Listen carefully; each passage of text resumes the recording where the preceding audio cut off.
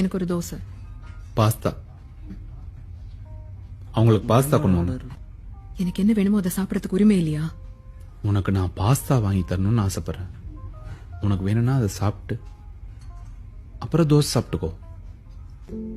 கல்யாணம் புதுசுல உன்னை கூட்டிட்டு வந்தது. கையில வெறும் 1000 ரூபாவோட. அப்ப நீ பாஸ்தா ஆர்டர் பண்ணணும்னு நினைச்ச.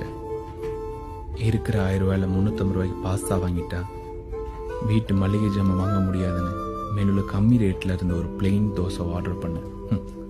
என்னால மறக்க முடியாத சம்பவம் அது.